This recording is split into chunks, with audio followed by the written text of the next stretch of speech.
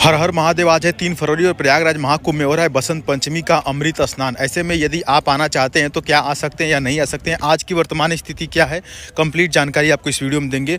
यहाँ पर देखिए फिलहाल अभी हम लोग चल रहे हैं संगम घाट की तरफ और वहाँ पर आपको स्नान कराएंगे और उसके बाद आप कहाँ पर फ्री में भोजन कर सकते हो, कहाँ पर रह सकते हैं, संपूर्ण जानकारी। देखिए फिलहाल अभी हम लोग संगम की तरफ चल दिए हैं और ये जितने भी श्रद्धालु आप देख रहे हैं ये सभी स्नान करके आ रहे हैं वहाँ से।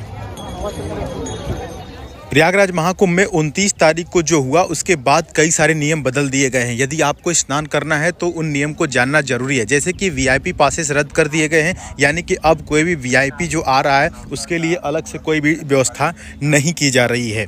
और उसके बाद नो व्हीकल जोन बना दिया गया है, यानी कि 4 फरवरी तक कोई भी गाड़ी जो है कि प्रयागराज महाकुंभ के मेला क्षेत्र में एंटर नहीं करेगी।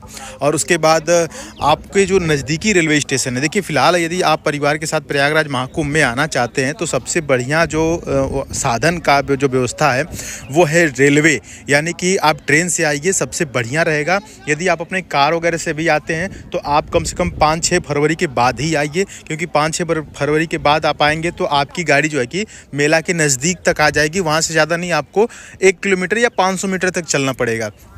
तो आपको अगर अपने साधन से आना है तो आप 5 फरवरी के बाद आएँ, नहीं तो यदि अभी आना है आपको तो आप देखिए अगर आपके पास साधन नहीं, सबसे बढ़िया रेलवे का जो सुविधा है उसमें हम आपको बता दें नज़दीकी जो रेलवे स्टेशन है वो है झूसी का रेलवे स्टेशन, उसके बाद जो है प्रयागराज रामबाग है और उसके बाद प्रयागराज जंक्शन है।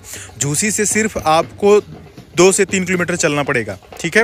और उसके बाद प्रयागराज रामबाग से आपको 3 से 4 किलोमीटर और अगर जंक्शन जाते हैं तो वहाँ से 5 से 6 किलोमीटर। तो झूसी नज़दीकी है, झूसी से आप सिर्फ 2-3 किलोमीटर चलेंगे तो प्रयागराज महाकुंभ के मेला क्षेत्र में आ जाएंगे। यहाँ पर देखिए आज बसंत पंचमी का जो है कि स्नान है, अमृत स्नान है, तो यहाँ पर साधु संत जो है कि पूरे गाजा बाजा के साथ वहाँ पर चल रहे हैं और यहाँ पर सरस्वती जी का जो है कि जुलूस भी निकाला जा रहा है। तो ये इतनी देखिए माताएं बहनें यहाँ पर महाकुंभ में जो है कि संगम घाट की तरफ जा रही हैं। ये देखिए कितना लंबा जुलूस निकल रहा है और फिलहाल ये देखिए आप यहाँ पर लोग स्नान कर रहे हैं। आपको देख कर लग रहा होगा कि यार भीड़ तो बहुत कम है, लेकिन एक्चुअली भीड़ इसलिए कम है कि यहाँ पर का जो सीन आप देख रहे हैं ये महाकुंभ का क्षेत्र नहीं है, ये गंगा का किनारा है। और सामने आपको भीड़ दिख रही होगी, शायद अभी बहुत छोटी दिख रही है कैमरे में, हम नज़दीक चल के आपको दिखाएंगे।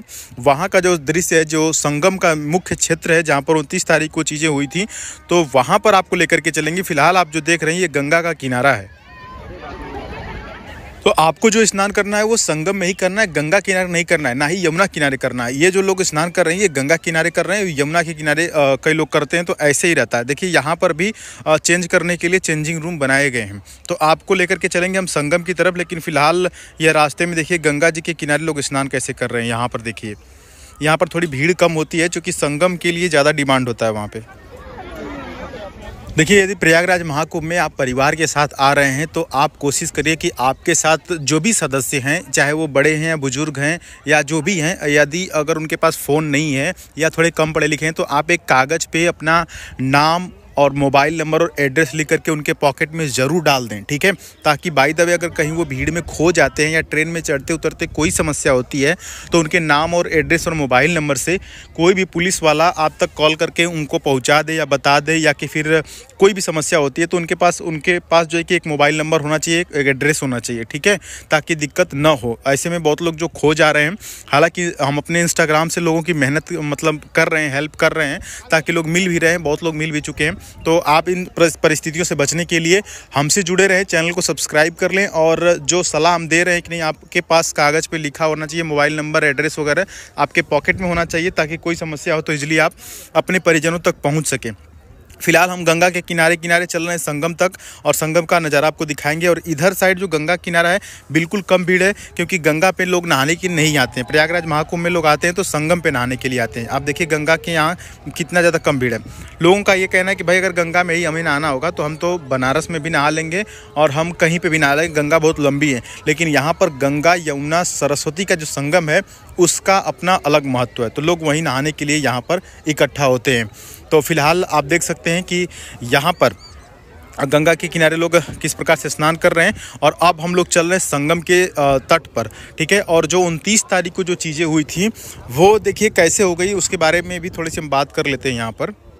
देखिए उस दिन हुआ ये था कि कई महिलाएं संगम के जस्ट किनारे यानी घाट, संगम घाट जो है उसके जस्ट किनारे सोई हुई थी और उनका ये कहना था कि हम सुबह उठेंगे भोर में और यहीं पे स्नान करेंगे, उसके बाद जाएंगे।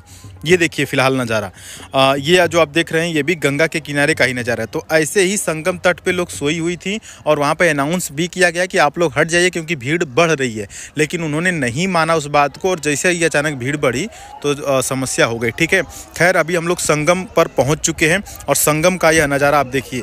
हर हर गंगे जरूर लिख दीजिएगा। और यही है तीर्थों का राजा जो है प्रयागराज संगम महाकुंभ आप देख रहे हैं आपके सामने। फिलहाल यह अद्भुत तस्वीर देखिए, कितना लोगों में जोश जुनून और उत्साह भरा हुआ है।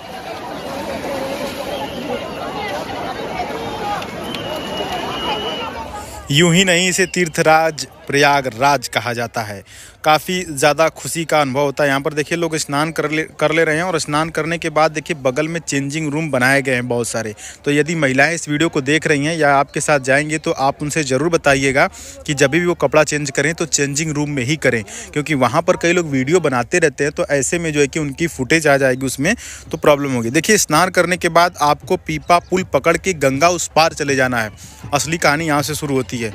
जैसे पीपा पुल पकड़ के आप गंगा उस पार चले जाएंगे तो वहाँ पर आपको सभी अखाड़े मिलते हैं। सेक्टर नंबर 18, 19 और 20 में अभी हम लोग उसी तरफ चल रहे हैं। हमने स्नान करवाया आपको संगम में और अब हम आ गए हैं पीपा पुल पकड़ करके गंगा इस पार। और गंगा इस पार तमाम सुविधाएं हैं क्योंकि जितने भी अखाड़ा बनाए गए अखाड़ा क्षेत्र हैं वो सेक्टर नंबर 19 में है, 18 में है, 20 में है और ये जो सेक्टर पड़ते हैं 18, 19, 20 ये गंगा उस पार पड़ते हैं झूसी साइड। तो आप जो है कि पीपा पुल पार करके जब इस पार आ जाएंगे तो आपको वहाँ पर तमाम साधु संत मिलेंगे जिनका आप आशीर्वाद ले सकते हैं, जिनका आप स्नान करने के बाद दर्शन कर सकते हैं। यदि आपके पास संभव हो तो थोड़ा बहुत दान भी कर सकते हैं, अपने मतलब क्षमता अनुसार वहाँ पर दान कर सकते हैं और उनका पैर छू करके आशीर्वाद ले सकते हैं। फिलहाल देखिए हम लोग आ गए हैं अखाड़ा क्षेत्र में और इधर तमाम साधु संत आपको दिखाई देंगे। जितने साधु वायरल भी हुए आजकल, ऐसे बाबा भी जो कई सालों से सोए नहीं हैं, सिर्फ खड़े रहते हैं, उनको भी हम आपको दिखा देंगे। इधर ही वो भी रहते हैं और तमाम जो भी एक हाथ ऊपर करने वाले बाबा जो भी तमाम बाबा जो हैं आपको इधर ही मिलेंगे। ये अखाड़ा क्षेत्र है और इधर ही आपको रहने की फ्री वाली सुविधा मिल जाएगी और यहाँ पर आपको भंडारा मिल जाएगा। ये देखिए सामने देखिए सेक्टर नंबर 4 से अभी हम लोग गुजर रहे हैं और संगम लोअर मार्ग है। आपको ये लेफ्ट साइड वाला जो ब्रिज दिखाई दे रहा है ना, आपको इसी ब्रिज के ठीक नीचे आ जाना है। और ये जो ब्रिज है इसको शास्त्री ब्रिज भी बोला जाता है और झूसी वाला भी बोला जाता है, झूसी वाला ब्रिज भी बोला जाता है। तो आप इधर जब आ जाएंगे तो इधर साइड में आपको रहने के लिए और खाने के लिए तमाम सुविधाएं मिलेंगी। वैसे तो प्रयागराज महाकुंभ में बहुत सारे भंडारे चल रहे हैं, लेकिन हम आपको एक ऐसे भंडारे के बारे में बताएंगे जो सबसे वीआईपी है। लेकिन अगर यदि आप रुकना चाहें तो देखिए इस प्रकार के रैन बसेरे में रुक सकते हैं। यहाँ पर देखिए लोग सभी लोग ठहरे हुए हैं, ये लोग स्नान कर लिए हैं, कई लोग स्नान करने वाले हैं। यहाँ पर आकर के इस प्रकार के सरकारी जो है कि ये रैन बसेरा बनाया गया है। यहाँ पर आपका आधार कार्ड कई बार चेक किया जाता है, कई बार ऐसे ही रहने दिया जाता है। तो देखिए ये लोग यहाँ पर ऐसे थे। फिलहाल अभी हम लोग चलते हैं आगे और आगे जा रहे हैं। देखिए हम लोग भंडारा की तरफ अब चल रहे हैं। रहने का जो स्थान हमने बता दिया आपको। अब जब आप आएंगे इस पार पीपा पुल पकड़ करके तो वहाँ पर कई सारे इसी तरह से रैन बसेरे बनाए गए हैं। और देखिए ठंडी तो फिलहाल बहुत कम हो गई है, लेकिन आप चाहें तो अपने साथ एक साल वगैरह लेकर के जा सकते हैं ताकि रात में दिक्कत हो तो आप उसे ओढ़ सकते हैं अगर वहाँ पर रुकना है तो। लेकिन हम तो यही कहेंगे कि यदि आपको प्रयागराज महाकुंभ में जाना है तो आप घर से शाम को या रात में निकलिए। ऐसा निकलिए कि आपको वहाँ पर रुकने की ज़रूरत ही न पड़े, क्योंकि भीड़ कभी भी बढ़ जाती है, कभी भी समस्याएं हो जाती हैं। तो आप ऐसा करिए, टारगेट ये रहे कि आप सुबह पहुंचिए प्रयागराज महाकुंभ में और सुबह स्नान करके शाम तक घर लौटने की कोशिश करिए। अगर आप दूर भी हैं तो रात होते होते आप घर तक पहुंच जाएंगे। तो इस चीज़ का वहाँ पर ध्यान दें। फिलहाल हम लोग चल रहे हैं उस वीआईपी भंडारे में जहां पर आपको चावल, दाल, पूड़ी, सब्जी के साथ साथ कढ़ी और जलेबी और तमाम मीठा और तमाम चीज़ें मिलेंगी जो कि सरदार जी लोगों के द्वारा चलाया जा रहा है प्रयागराज महाकुंभ में। और अन्य भी भंडारे यहाँ पर चल रहे हैं, लेकिन अन्य भंडारों में हम आपको यदि लेके जाएंगे तो वहाँ पे लंबी लाइन लगती है और पत्तल में खाने को मिलता है। लेकिन जो सरदार जी का भंडारा है उसमें आपको थाली में खाने के लिए मिलेगा और थाली आपको खुद धोना भी नहीं है, थाली वहाँ पे वही लोग धोते हैं। तो इतनी सुविधाएं होती हैं। फिलहाल देखिए यह कितना खूबसूरत नज़ारा है और हम लोग चल रहे हैं ये देखिए फ़िलहाल हम लोग सेक्टर नंबर 20 में हैं और यहाँ पर देखिए अखाड़ा क्षेत्र बनाया गया है। आप राइट साइड में देख रहे होंगे कि तमाम जो बड़े बड़े मठाधीश हैं उनके यहाँ पर कैंप लगे गए हैं और लोग यहाँ पर उनके दर्शन भी करते रहते हैं। ये देखिए ये बाबा हैं जो कि खड़े ही रहते हैं, ऐसे खड़े ही सोते हैं सामने। ज़्यादा वीडियो उनका नहीं बनाएंगे क्योंकि इन लोगों का मूड कभी भी गर्म हो जाता है और ये लोग मारपीट करने के लिए उतारू हो जाते हैं। खैर ये देखिए अभी हम लोग चल रहे हैं। ये देखिए दो फॉरेनर, ये देखिए यहाँ पर दिखाई दे रही हैं, जहाँ हमारे यहाँ की लड़कियाँ जो है कि वेस्टर्न कल्चर अपना रही हैं, वहीं ये फॉरेनर देखिए इंडियन साड़ी पहन करके यहाँ प्रयागराज महाकुंभ में घूम रही हैं और अच्छी भी लग रही हैं।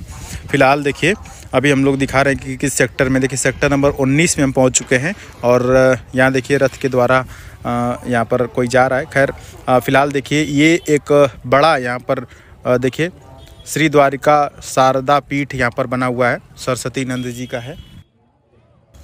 प्रयागराज महाकुंभ में ऐसे ऐसे बहुत से कैंप बने हैं जिसमें कि कथा भी हो रही है। तो तमाम जो अनिरुद्धाचार्य हैं या स्वामी या जैसे देवकीनंदन जी हैं, तो ये लोग भी वहाँ पर हैं, तो आप जाकर के कथा सुन सकते हैं।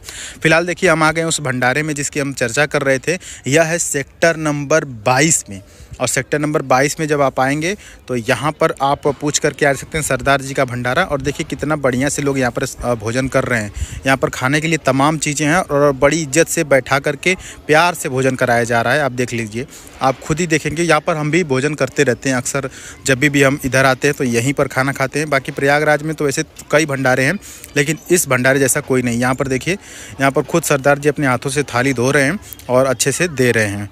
तो उम्मीद करते हैं कि यह वीडियो आपको बिल्कुल पसंद आई होगी। कोई डाउट हो तो कमेंट बॉक्स में पूछ सकते हैं। चैनल पर नए तो सब्सक्राइब जरूर कीजिएगा। हर हर महादेव लिख दीजिएगा।